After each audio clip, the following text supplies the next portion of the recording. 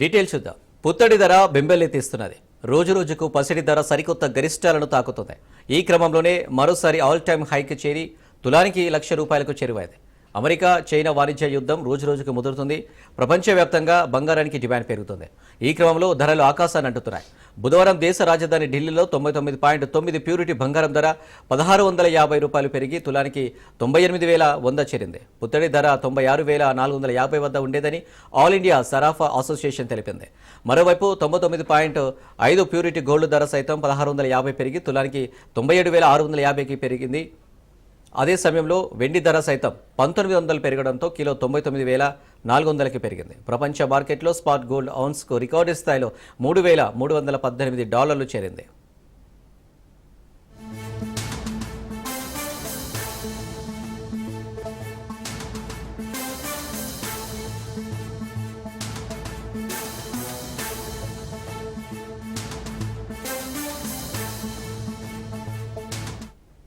BRS MLA కోట ఎమ్మెల్సీగా దాసోజు శ్రావణ్ ఏకగ్రీవంగా ఎన్నికయ్యారు.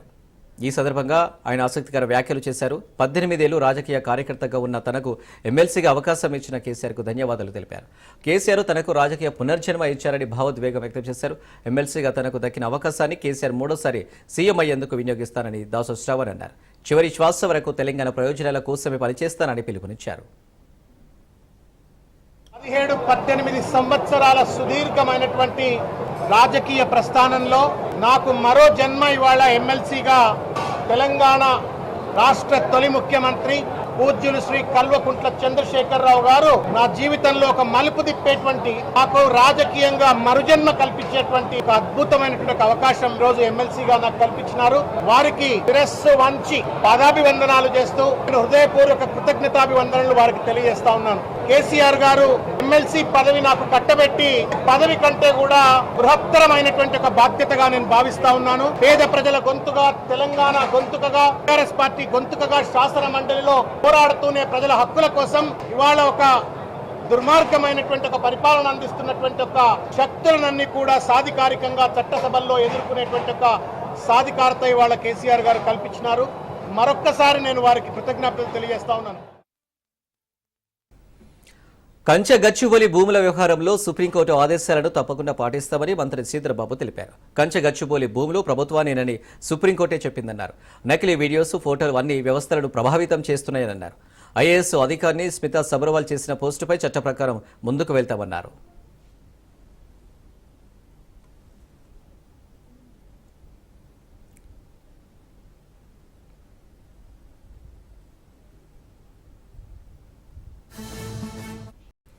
హైదరాబాద్లో ఈడీ హీట్ కంటిన్యూ అవుతుంది. సిటీలోని 2 సంస్థల్లో ఎన్ఫోర్స్మెంట్ అధికారుల తనిఖీలు కొనసాగుతున్నాయి. Surana group and Sai Surya developers సంస్థల్లో సోదాలు జరుగుతున్నాయి. సికింద్రాబాద్, బోయిన్పల్లి, జూబ్లీహిల్స్, మాదాపూర్లో ముమ్మరంగా తనిఖీలు నిర్వహిస్తున్నారు. ఈ సోదాల్ని చెన్నైకి చెందిన ఈడీ బృందాలు నిర్వహించాయి. చెన్నైలోని బ్యాంక్ నుంచి వేల కోట్ల రుణం తీసుకుని తిరిగి చెల్లించకుండా సురానా సంస్థ ఎగ్గొట్టినట్లు సమాచారం. అయితే ఇదే అంశంలో ఇప్పటికే సురానా గ్రూప్పై సిబిఐ కేసును కూడా నమోదు చేసింది. ఈ నేపథ్యంలోనే సురానాకి అనుబంధంగా పనిచేస్తున్న సాయి సూర్య డెవలపర్స్లో కూడా అధికారులు సోదాలు జరుపుతున్నారు.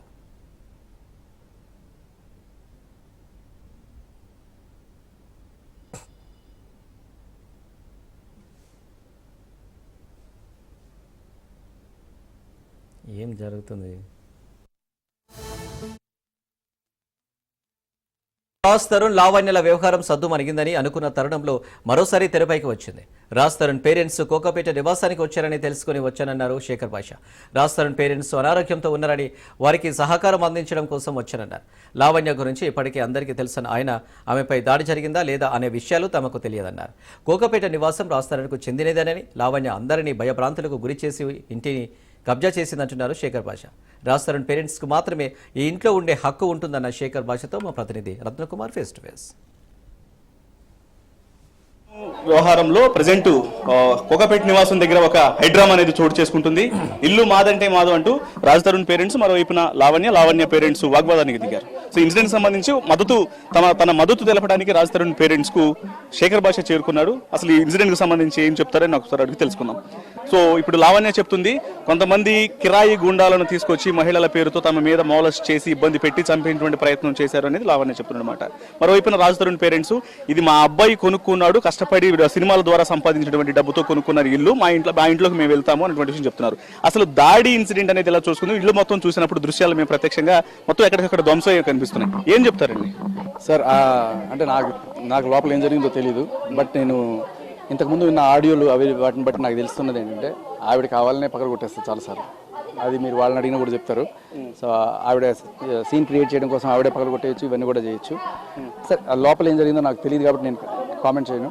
బట్ నేను ఎక్కడో ఒక ఇంటర్వ్యూలో ఉన్నప్పుడు నాకు ఫోన్ వచ్చింది. సడన్గా రాజ్ తరుణ్ వాళ్ళ అమ్మ నాన్నని మెడబెట్టి బయటికి గెంటేసింది లావణ్య, ఇంట్లో నుంచి పడిపోయారు వాడు అనగానే నా ఒక్కసారి ఉన్న పొలంగా అక్కడి నుంచి బయటకు వచ్చేసి కారు వేసుకొని రావడం జరిగింది.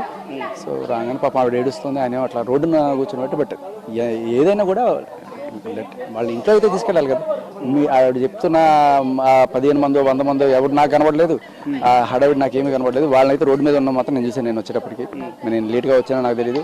బట్ అంత పెద్దవాళ్ళని 70 ఏళ్ళ ఆయన, 65 ఏళ్ళ ఆవిడ, ఆయన కాల్ ఆపరేషన్ అయిన ఆయన నడి రోడ్డును కూర్చోబెట్టి, అది ఏ రకమైన సంస్కారం సార్? అది ఆయన సొంత కొడుకు స్వార్జితం. అది ఇలా కబ్జాలు చేసి ఇంట్లో ఉంటూ ఉన్నవాళ్ళని కూడా ఇట్లా బయటకు గెంటేసే దారుణమైన సంస్కృతి ఇది. సో దీన్ని ఖచ్చితంగా అంటే నేను వచ్చింది అయితే ఖచ్చితంగా వాళ్ళకి ఏమైంది అనే ఆతృతలో వచ్చాను నేను. సో అయితే లావణ్య చెప్తుంది, ఇంట్లోకి కొంతమంది వ్యక్తులు అత్తమామలుగా వాళ్ళని నేను స్వీకరిస్తాను, వాళ్ళని తీసుకుంటాను, కానీ వాళ్ళు ఒక 15 మంది పరాయి వ్యక్తులను తీసుకొని వచ్చి డైరెక్ట్ గా అసలు విషయం కూడా చెప్పకుండా డైరెక్ట్ గా అటాక్ మోడ్ లోనే వచ్చారు, అటాక్ చేశారు, నన్ను మాలెస్ట్ చేశారు, తన తమ్ముడిని బ్యాట్ పెట్టి కొట్టారు, గేట్ దాకా కూడా మమ్మల్ని లాక్కెళ్ళేటువంటి ప్రయత్నం చేశారు, ఇంత రభస చేశారు, ఇది ఉద్దేశపూర్వకంగా చేసినటువంటి ఇన్సిడెంట్ అనేది లావణ్య చెప్తున్నటువంటి మాట. సార్ వెళ్ళి కంప్లైంట్ ఇవ్వమనండి, ఆవిడకి ఏమైనా అన్యాయం జరిగితే ఆవిడ ఇల్లు అనుకుంటే ఆవిడ కంప్లైంట్ ఇవ్వమనండి, లీగల్గా తెలుసుకోమనండి. అది లీగల్గా వాళ్ళ ఇల్లు అనేది దాంట్లో ప్రపంచం ఎరిగిన సత్యం. ఆయన కొడుకు సంపాదించిన ఇల్లు, దాంట్లో ఆయనకు ఉండే కంప్లీట్ రైట్ ఉంది. ఆవిడకి రైట్ ఉందా లేదా అనేది కదా క్వశ్చన్. ఆవిడకి ఒక డాక్యుమెంట్ ఉందా, ఆవిడ రాసిన భార్య నాకు ఏదైనా డాక్యుమెంట్ ఉందా? లేదు. ఇల్లీగల్ ఆక్యుపై చేసుకుని ఆవిడ ఉంటుంది. ఆవిడ ఏదైనా ఉంటే కంప్లైంట్ చేసుకోమనండి. రాజ్ తరుణ్ ఇన్సిడెంట్ కు సంబంధించినటువంటి ఏ వ్యవహారం జరిగినా కూడా శేఖర్ భాష ఎంట్రీ అనేది ఉంటుంది. దానికి కారణం అతను రాజ్ తరుణ్ దగ్గర లంచం తీసుకున్నాడు, కొన్ని లక్షల రూపాయలు తీసుకొని ఉద్దేశపూర్వకంగా ఈ పనులు చేస్తున్నాడు అనేది లావణ్య తండ్రి ఆరోపిస్తున్నటువంటి మాట. ఏం చెప్తారు? లక్షలు ఏముంది సార్, కోట్లనండి, 100 కోట్లనండి, 1000 కోట్లనండి, పోయేదేముంది? ఆరోపణకి ఏముంది? నోటి మాట. ప్రత్యక్షంగా మీరే ఎదురుపడి మరి ఆడుకున్నారు కదా, మా సమక్షంలోనే జరిగింది. ఏం చెప్తాము? ఏమన్నా ఒక ఆధారం చూపించి అడిగితే నేను 100 మంది రేప్ చేశానని చెప్పొచ్చు, 100 మందిని మర్డర్ చేశానని చెప్పొచ్చు. నోటికి వచ్చింది వాగచ్చు కదా.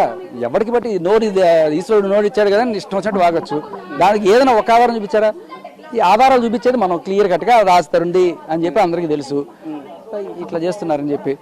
సో కబ్జా చేసి ఉంటుందని అందరికి ప్రపంచానికి తెలుసు. డ్రగ్స్ చేస్తుందని తెలుసు. 45 రోజులు చెంచల్ కూడా జైల్లో ఉందని తెలుసు. దానికి తోడు అక్కడ ఎవరైనా అనాథరైజ్ పర్సన్ తీసుకొచ్చి స్విమ్మింగ్ పూల్ అడ్డమైన వేషాలన్నీ వేస్తే అడిగారని చెప్పి ఆ సెక్యూరిటీ గార్డుల మీద దాడి చేసిందని కూడా ఇక్కడ కంప్లైంట్లు వచ్చినాయి. ఇన్ని వల్గర్ యాక్టివిటీస్, డ్రగ్స్, మందు, అంత హడావి నడుస్తుంటే ఇక్కడ ఉండే వాళ్ళందరూ కూడా మాకు ఏంటి కర్మ అని అనుకుంటున్నారు. సో రాజ్ తరుణ్కి 1 కాదు 2 కాదు 3 నోటీసులు వచ్చినాయి ఇప్పటిదాకా. You are accountable for whatever is happening here. So ఏంటి అంటే ఇక్కడ వచ్చి నువ్వు కాల్ చేయొచ్చు. ఇప్పుడు డైరెక్ట్ గా వీళ్ళు ఎంట్రీ ఇవ్వాలన్నా, ఆమె స్వీకరించాలన్నా సరే కోర్టు పరిధిలో ఉన్నటువంటి అంశాలను పరిష్కరించుకోకుండా ఇది సాధ్యం అవుతుందా? అసలు కోర్టు పరిధిలో ఆవిడ వెళ్ళాలి. ఆవిడ వెళ్ళి ఇది నా ఇల్లు, ఈయన నా మొగుడు అని చెప్పేసుకోవాలి. ఒక కేసు వేసింది 493, ఏది ఈయన నా మొగుడు నాకు తెచ్చియండి అని చెప్పి. సో తర్వాత ఏమైంది, కట్ చేస్తే ఇంకో ఆయన మీద కూడా ఎలా ఉంటుంది, ఈయన నా మొగుడు అని చెప్పి మస్తాన్ సాయి మీద కేసు పెట్టింది, అది బయటకు వచ్చింది. సో దానివల్ల ఇది ఎట్లాగో నిలబడదు. అది రేపు నుండి తేలుతుంది, ఎట్లాగో ఆవిడ భార్య కాదనేది తేలుతుంది. అది తేలితే అసలు ఎట్లాగో ఇల్లు ఆవిడ కాదనేది అర్థమైపోతుంది. బట్ ఆవిడ ఇప్పుడు తేల్చుకోవాల్సింది ఆవిడే, ఈ ఇల్లు నాది నాకు ఇచ్చేయండి అని ఆయన కోర్టులో వేసిందా? లేదు కదా. బట్ ఇది ఆక్రమించుకొని ఆయన మీద కేసులు పెట్టి ఆయన ఏదో రకంగా బ్లాక్మెయిల్ చేసి ఇల్లు కొందడం, ఇట్లాంటివన్నీ కూడా ఆవిడ తెరదీసింది. సో యాక్చువల్గా ఆవిడ పద్ధతిగా ఆవిడ చేసిన తప్పుగా ఆవిడ వెళ్ళిపోయి ఉంటే సరిపోయింది. కానీ ఆవిడ ఏదో రకంగా ఇల్లు ఆక్రమించుకోవడం కూడా ప్రయత్నిస్తుందని అర్థమవుతుంది చాలా క్లియర్ కట్గా. బయటకి ఏమో మాటలే చెప్తుంది, నాకు ఇల్లు అక్కర్లేదు, రాజ్ తరుణ్ వచ్చి ఒక మాట చెప్తే చాలు, ఇటువంటివన్నీ చెప్తుంది. మరి మస్తాన్ సాయి దగ్గరికి వెళ్ళి 3 కోట్లు అడిగింది అని చెప్పి వాళ్ళ అని చెప్తున్నారు. సో ఇలా కెమెరా పర్సన్ విశ్వతో రత్నకుమార్, కుకపేట్. Welcome back. లావణ్యపై రాజ్ తరుణ్ తల్లిదండ్రుల దాడికి పాల్పడ్డారు. కోకాపేట నివాసానికి వెళ్లి దాడి చేశారు రాజ్ తరుణ్ పేరెంట్స్. లావణ్యపై దాడి చేసిన వారిని నార్సింగ్ పోలీసులు అరెస్టు చేశారు. ఇటీవలే లావణ్య రాజ్ తరుణ్కు క్షమాపణ చెప్పింది. గతంలో పెంచిన కేసులను వెనక్కి తీసుకుంటానని చెప్పింది లావణ్య. రాజ్ తరుణ్ ప్రేమ పేరుతో తనను మోసం చేశాడని గతంలో ఆమె కేసు పెట్టింది. ఇక ఇదే అంశానికి సంబంధించి కోకాపేటలో లావణ్య ఉంటున్న నివాసం నుంచి మరింత సమాచారాన్ని మా ప్రతినిధి రత్నకుమార్ అందిస్తారు. గతంలో లావణ్య రాజ్ తరుణ్ కలిసినటువంటి నివాసం కోకాపేట నివాసం వద్ద ప్రస్తుతం ఇప్పటికే ఒక హైడ్రామా అనేది క్రియేట్ అయింది. మనం ఒకసారి విజువల్స్ లో చూడొచ్చు.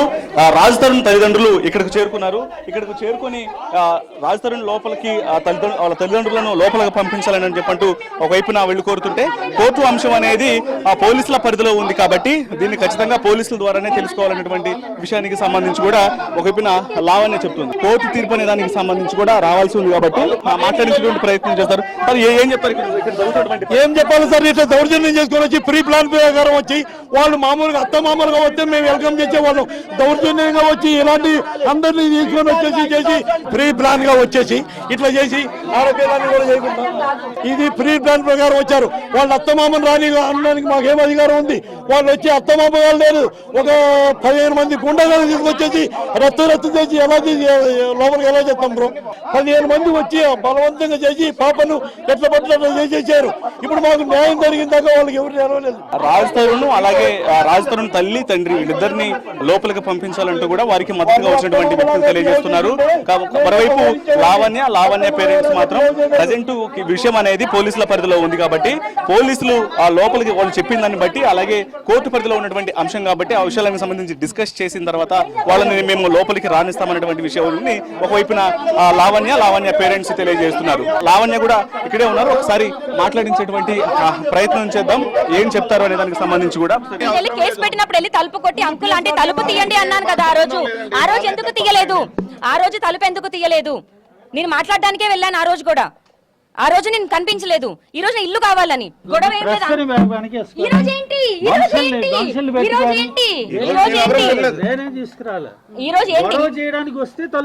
ఒక్కదాన్ని నేను వస్తే గొడవ చేసింది అయితే మీరు మీ ఆవిడ మీద ప్రమాణం చేయండి. ఆడవాళ్ళందరూ నన్ను అసాల్ట్ చేసి బయటికి రాలేదని మీ ఆవిడ మీద ప్రమాణం చేసి చెప్పండి. మీ ఆవిడ మీద తల మీద చెయ్యి వేసి లావణ్యాన్ని అసాల్ట్ చెయ్యకుండా మేము కిందకి లాగాము అని చెప్పండి. చెయ్యేసి చెప్పండి.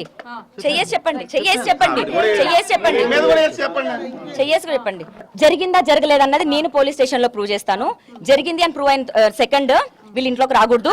ఒకవైపున వారి అటు రాజ్ తరుణ్ తండ్రి తమ భార్య మీద కూడా ప్రమాణం వేసి ఆ లోపల ఇటువంటి అసాల్ట్ అనేది లావణ్య మీద జరగలేదన్నటువంటి విషయాన్ని తెలియజేస్తున్నారు. కానీ మనతో మాట్లాడేటప్పుడు మాత్రం ఆయన ఆ లోపల ఏం జరిగిందో అనే విషయం తనకు తెలియనటువంటి విషయాన్ని కూడా తెలియజేశారు. లోపలికి ఇటు రాజ్ తరుణ్ పేరెంట్స్ ను పంపించాలి అని రాజ్ తరుణ్ పేరెంట్స్ ట్రై చేస్తున్నారు. అలాగే వారికి మద్దతుగా వచ్చినటువంటి వ్యక్తులు కూడా ట్రై చేస్తున్నారు. మరోవైపు తన మీద దాడి చేశారు, తనను ఇబ్బంది పెట్టేటువంటి ప్రయత్నం చేశారు, తన మీద దాడి జరిగింది, లోపల విధ్వంసకర పరిస్థితి జరిగింది. ఖచ్చితంగా ఈ వ్యవహారం అనేది పోలీస్ స్టేషన్ వరకు వెళ్ళాలి. పోలీసులే దీనికి తగినటువంటి న్యాయ సూచన చేయాలి తప్ప అంతవరకు మాత్రం తాము ఎవరిని లోపలికి రానిచ్చేది లేదు. మరోవైపున ఇప్పటికే దాదాపు 15 మంది వరకు తన మీద అటాక్ చేశారు కాబట్టి దీని అంతటికీ కారణం రాజ్ తరుణ్ పేరెంట్స్ కాబట్టి ఇది ఖచ్చితంగా పోలీసులే దీన్ని పరిష్కరించాలి. అప్పటి వరకు లా అండ్ ఆర్డర్ ప్రకారం చట్టపరంగానే ముందుకెళ్తాం తప్ప ఎటువంటి స్వంత నిర్ణయాలను తీసుకోవడానికి లేవు అనేటువంటి విషయాన్ని లావణ్య పేరెంట్స్ తెలియజేస్తున్నారు. ఏదేమైనప్పటికీ ప్రస్తుతం కోకాపేట నివాసం వద్ద ఉద్రిక్తత పరిస్థితులు కంటిన్యూ అవుతూ ఒక హైడ్రామా అనేది చోటు చేసుకుందని చెప్పాలి. కెమెరా పర్సన్ విశ్వతో రత్నకుమార్, కోకాపేట. తూర్పుగోదావరి జిల్లా అనపర్తిలో ఎంపీ దగ్గుపాటి పురంధేశ్వరి పర్యటించారు. పలు అభివృద్ధి కార్యక్రమాలకు శంకుస్థాపన చేశారు. అనపర్తి రైల్వే స్టేషన్ రీమోడలింగ్ పనులను పరిశీలించారు. సీసీ రోడ్లకు శంకుస్థాపన నిర్వహించారు. సుమారు 30 కోట్లతో అనపర్తి రైల్వే స్టేషన్ పునర్నిర్మిస్తున్నామని తెలిపారు.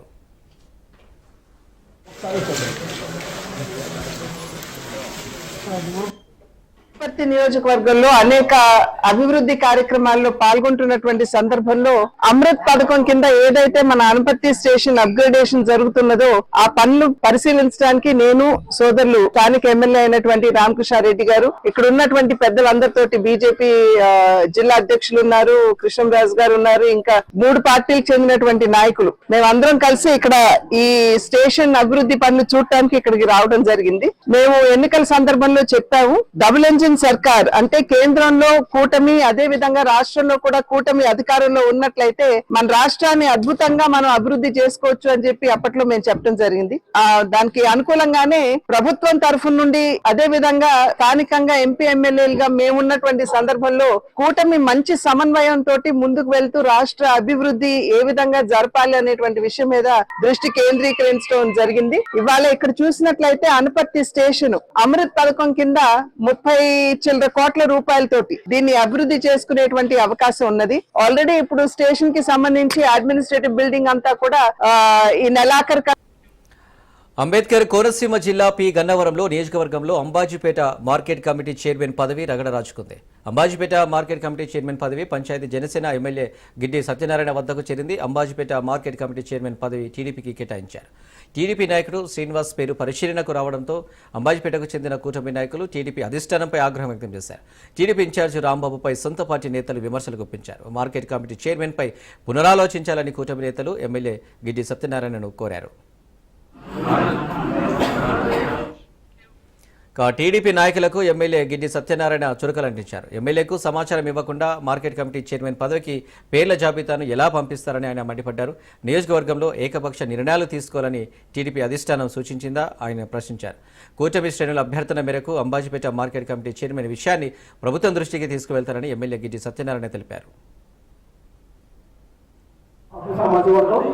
జనసేన వచ్చిన తర్వాత కొంచెం విధానాలు వచ్చాయి. అయితే మనకు 5,000 అంబాజీపేట సభలోకి వచ్చింది. 5,000 మాత్రం ఒప్పుడు తొప్పేసింది. ఇప్పుడు జనసేన కలిసిన తర్వాత 2 బంధాలు కూడా మాకు మెదట్ వచ్చింది. మా ఊరు మెదడు ఎప్పుడు మేము మెదట్టించుకోదు. ఆ రకంగా బాగుగా కూడా జనసేన ఉన్నది. ఆయన తెలుగుదేశంలో నా వెళ్ళకుండా కూడా తెలుగుదేశం తినకుండా కూడా చాలా తక్కువ వ్యక్తి. అందుకనే పార్లమెంట్ సెక్రటరీ నేను ఒక నియోజకవర్గం ఎస్ఐ నాయకుని ఆయనతో మేము పూర్తిగా మద్దతు తెలుపుతున్నాను. ఇప్పుడు కాపు సామాజిక వర్గానికి ఇవ్వాలి అని ఎందుకు మీరంతా ఆ రోజు ఇక్కడ ఎందుకు తేల్చలేదు? ఎందుకు అడగలేదు? మీరు మగవాడు మీ అందరికీ కూడా కానీ ఎవరు అడగలేదు కదా. ఒక ఆయన అడిగారు, ఇంకొక ఆయన వేరే ఆయన అడిగారు. ఆయన్ని మనం రిక్వెస్ట్ చేసాం. తెలుగుదేశానికి వచ్చినప్పుడు కంపల్సరీ కాపు సామాజిక వర్గానికి ఇవ్వాలని తేల్చవలసిన బాధ్యత మన మీద ఉంది. మన పార్టీని డెవలప్ చేసుకోవడం కోసమని అందరూ కలిసి వస్తారని ఉద్దేశంతో ఇచ్చే పదవులు ఇవన్నీ కూడా. మన పార్టీ బాగుపడుతుందని మనం అందరం చెప్పిన మాట అనకపోతే పార్టీ ఎలా బాగుపడుతుంది? పార్టీని ఎప్పుడు బాగు చేసుకుంటాం? సామాజిక వర్గానికి ఇస్తే మీ వెనకాల ఉన్న జనం అంతా మీ వెనకాల వస్తారు కాబట్టి పార్టీ బలోపేతం అవుతుంది. రేపు స్థానిక సంస్థల్లోనైనా దేంట్లోనైనా మనకి పార్టీ కలిసి వస్తుంది. మన పార్టీని నిర్వీర్యం చేసుకుంటాం మనం ఈ మొగమాటలో పోయి. ఎట్టి పరిస్థితుల్లోనూ కాపు సామాజిక వర్గానికి ఇవ్వాలి. అదేవిధంగా రాఘవ గారికి ఇవ్వాలి. ఎందుకంటే అది సొంతంగా ఖర్చు పెట్టుకుని సొంత నాయకత్వంతో ఆయన పనిచేసి పార్టీని గెలిపించడానికి ఆయన డైరెక్ట్ గా పనిచేశారు. ఆయన చేశారు కాబట్టి కంపల్సరీ ఎందుకంటే ఈ నియోజకవర్గంలోనే ఆయన చాలా కష్టపడి పనిచేశారు. పనిచేసిన దానికి ఫలితంగా రేపు పార్టీ భవిష్యత్తు కోసం ఆయనకి పదవి ఇవ్వాలని కోరుకుంటూ 2024 ఎలక్షన్లో అంబేద్కర్ మండలం, గన్నవరం మండలం, నరేంద్రపురం మేము కలిసి ఒకే మండలం కింద ఎలక్షన్ చేయడం జరిగింది. మీరు ఎక్కడ రాదు, ఇక్కడ రాదు. ఆ టైంలో 5 సంవత్సరాల నుండి కూడా రాఘవ పార్టీ కార్యక్రమాలు పాల్గొనడం చేయటం. నెక్స్ట్ ఏంటంటే ఈ నియోజకవర్గంలో 2 మార్కెట్ అంటే అక్కడ ఎస్సీకి ఇచ్చారు కాబట్టి ఇక్కడ ఓసీకి ఇచ్చారు. ఆ ఎస్సీకి జనసేన కాబట్టి ఇక్కడ ఓసీ నుంచి మేమందరం కూడా కోఆపరేట్ ఇస్తారని ఫస్ట్ నుంచి కూడా మా ఆలోచన విధానం. ఇదే విధంగా 60,000 మంది పాపులేషన్ ఉన్న నియోజకవర్గం. అందులోని గణపతి రాఘవ గారు, గణపతి బాబు గారు ఫ్యామిలీలో తెలుగుదేశం ఎప్పుడు పెట్టిందో పంచుకోవడం ఆయన అందరికీ కూడా ఈ మండలంలో కాదు గన్నవరం మండలంలో కానీ మన విశాఖ మేయర్ కండతడి పెట్టారు. విశాఖపట్నం మేయర్ పీఠాన్ని అధికార కూటమి ప్రభుత్వం కైవసం చేసుకోవడానికి ప్రయత్నిస్తుందని మేయర్ హరి వెంకటకుమారి అన్నారు. కూటమి ప్రభుత్వం మేయర్ పీఠం కోసం బెదిరింపులకు పాల్పడుతుందని కండతడి పెట్టుకున్నారు. అయితే తమకు సంఖ్యాబలం అనుకూలంగానే ఉందని మేయర్ వెల్లడించారు. కూటమి ప్రభుత్వం బెదిరింపు రాజకీయాలు చేస్తుందని ఆగ్రహం వ్యక్తం చేశారు. ఇలాంటి పరిస్థితి వస్తుందని అనుకోలేదని ఆవేదన వ్యక్తం చేశారు. అంతేకాకుండా మా కుల పెద్దలైన పల్లా శ్రీనివాస్ గారు కానీ అలాగే వంశీకృష్ణ శ్రీనివాస్ గారు కానీ ఒక సోదర సమానురాలైన మేయర్ గారి మీద అవిశ్వాసం పెట్టడము అది ఎంతవరకు కరెక్ట్ అన్నది మీరు ఆలోచించాలి. ఏదో కుట్రలు కుతంత్రాలు చేసి నన్ను దించేద్దామని ఎన్నో ప్రయత్నాలు చేస్తున్నారు. ఒకప్పుడు మీరే నాకు మేరుగా శ్రీకాళహస్తి పురపాలక సంఘం తొట్టంపేడు సబ్ రిజిస్టర్ ఆఫీస్ను ఎమ్మెల్యే బొజ్జల సుధీర్ రెడ్డి ఆకస్మిక తనిఖీ చేశారు. కార్యాలయంలో జరుగుతున్న అవినీతి ఆరోపణలపై సబ్ రిజిస్టర్ సుధాకర్పై ఆగ్రహం వ్యక్తం చేశారు. సబ్ రిజిస్టర్ సుధాకర్, ఏజెంట్ సుబ్బరాయులపై శాఖపరమైన చర్యలు తీసుకోవాలంటూ సంబంధిత అధికారులకు ఆదేశాలు జారీ చేశారు. ఈ సందర్భంగా ఎమ్మెల్యే బొజ్జల సుధీర్ రెడ్డి కండ్రిగ గ్రామస్తులు జనార్దన్ రెడ్డిని లంచం అడుగుతూ వేధించారని తెలిపారు. తనకు ఫిర్యాదు రావడంతో తనిఖీలు చేపట్టానని చెప్పారు. అవినీతిపై ఆరోపణలపై ముఖ్యమంత్రి దృష్టికి తీసుకుని వెళ్లి రాష్ట్రంలో ఎక్కడ అవినీతి జరగకుండా కట్టుదిట్టమైన చర్యలు తీసుకుంటామని తెలియజేశారు. అనంతరం బాధిత రైతు జనార్దన్ రెడ్డి తన మార్గేజ్ రద్దు కోసం కార్యాలయం చుట్టూ ప్రదక్షిణలు చేశారని అన్నారు. పెద్ద మొత్తంలో నగదు డిమాండ్ చేయడంతో ఎమ్మెల్యే దృష్టికి తీసుకువెళ్లానన్నారు. 3,400 ఇచ్చాను, ఆయన పట్టించుకోరా, రోజు తిరుగుతూనే ఉన్నాము. కానీ ఏ డిపార్ట్మెంట్ ఇంత డిపార్ట్మెంట్ ఆ మేడం అంటే బాగుంటుంది, ఫీజు కట్టుకుని వారం రోజులు పనిరా ఉంటుంది. నాకెందుకు డబ్బులు ఇచ్చేందుకు ఇచ్చేస్తారు, వారం రోజులు తీసుకురా. ఏమి దీని పరిస్థితి? ఎందుకంటే నేను ఎమ్మెల్యే గారికి చెప్పాను. ఎమ్మెల్యే మంచి హృదయంతో వాళ్ళ తాతగారు కూడా అంతే, వాళ్ళ తాతగారికి ఇండిపెండెంట్ చేసినప్పుడు నేను పనిచేసాను. నా చిన్నతనం చదువుకున్న రోజు ఆ గుర్తంతో ఈయనకు ఉంది కాబట్టి ఇమ్మీడియట్గా వచ్చాడు యాక్షన్. ఈ విధంగా చేయగలిగితే ఆయన జీవితాంతం చచ్చిపోయేంత వరకు ఆయన ఎమ్మెల్యేగానే ఉంటాడు. నేను బ్యాంకులో లోన్ పెట్టుకున్నాను, దాన్ని రద్దు చేయమని. కాంక్రీట్ రోడ్డులో కారు ఇరుక్కుపోయింది. రోడ్డు వేస్తున్నాం, కారు తీయమని చెప్పినా తీయలేదని ఇంటి ముందు పార్క్ చేసిన కారు మీదకు రోడ్డేసుకుంటూ వెళ్లిపోయాడు కాంట్రాక్టర్. బాపట్ల జిల్లా వేటపాలెం మండలం ఆమోదగిరి పట్టణంలో ఈ ఘటన చోటు చేసుకుంది.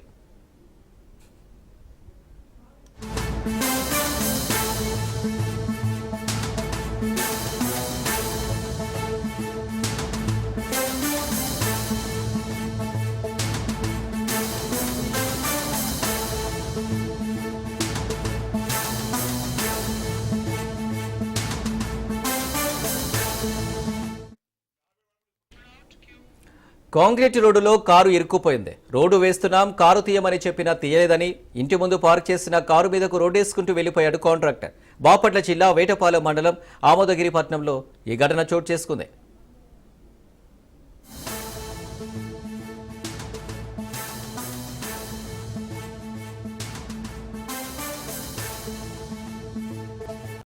నిర్మల్ జిల్లా కామోల్ గ్రామం బట్టిగలిలో విద్యుత్ సౌకర్యం లేక కాలనీవాసులు తీవ్ర ఇబ్బందులు పడుతున్నారు. కాలనీ ఏర్పడి 15 సంవత్సరాలు అవుతుంది. అయినా ఇప్పటికీ మౌలిక సదుపాయాలు కల్పించడంలో అధికారులు విఫలమయ్యారని గ్రామస్తులు ఆగ్రహం వ్యక్తం చేస్తున్నారు.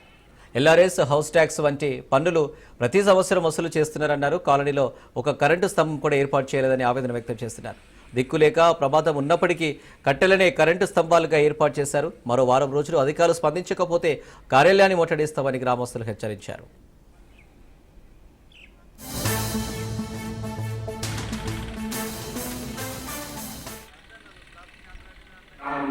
కొత్త కాలనీలో విద్యుత్ స్తంభాలు లేక 3-4 సంవత్సరాల నుంచి అక్కడ కాలనీ వాసులకు కరెంట్ సదుపాయం లేదు. కాలనీ వాసులు గ్రామ పంచాయతీలో చాలా సార్లు చెప్పడం జరిగింది. మేము కూడా పై అధికారులకు చెప్పడం జరిగింది. పై అధికారులు మన ఎలక్ట్రిక్ డిపార్ట్మెంట్ కి చెప్పి చేయిస్తానని చెప్పడం జరిగింది. ఇంటి పన్ను మనకు రికార్డ్స్ ఉన్నాయి కాబట్టి ఇంటి పన్ను వాళ్ళు ప్రతి సంవత్సరం కడతారు. కాకపోతే వాళ్ళు విద్యుత్ సదుపాయం కావాలని వాళ్ళ డిమాండ్ ఉన్నది. అంటే మనం ఎలక్ట్రిక్ డిపార్ట్మెంట్ కు ఆల్రెడీ మనము సర్పంచ్ వాళ్ళు ఉన్నప్పుడు చాలాసార్లు చెప్పడం జరిగింది. కాకపోతే అప్పుడు కాలేదు. అయినా మేము ఇప్పుడు పై అధికారులకు చెప్పి సమస్యను పరిష్కారం అయ్యేటట్టు మనకు విద్యుత్ సదుపాయం లేక అక్కడ మనం బల్బులు నాకు బాగా ఇబ్బంది అవుతుంది. మీరు కానీ కరెంటు పోతే 10 రోజుల చర్య తీసుకోకపోతే మేమందరం ఈ 4 గల్లీలకి వెళ్ళి మేమంతా ముట్టడి చేస్తాం. బాగా ఇబ్బంది అవుతుంది, మాకు బాగా ఇబ్బంది అవుతుంది. ధర్నాకు దిగుతాము. మీ ఇష్టం ఏమన్నా కానీ మాకు హెల్ప్ చేయండి దయచేసి. ఇప్పుడు 4-5 సంవత్సరాలు గరుపట్టి కడుతున్నాం, అన్ని కడుతున్నాము, అన్ని చేస్తున్నాం. ఈడ మాకు సీసీ రోడ్ లేకపోయినా మాకు కరెంటు గురించి మేము అడుగుతున్నాం. ఈడ చెరువు కట్టగా నుంచి పాములు వస్తున్నాయి, పాములు దిగుతున్నాయి. కట్ట దగ్గర ఉంది కాబట్టి బాగా ఇబ్బంది అవుతుంది. అందుకు కాబట్టి మీరు అందరూ దృష్టిలో ఉంచుకొని మీ కరెంట్ ఆఫీసర్లు కానీ అందరు కానీ సార్లు కానీ దృష్టిలో ఉంచుకొని మాకు ఇది ఒక హెల్ప్ చేయండి సార్. మాకు బాగా ఇబ్బంది అవుతుంది. మీరు కానీ కరెంటు పోతే 10 రోజుల చర్య తీసుకోకపోతే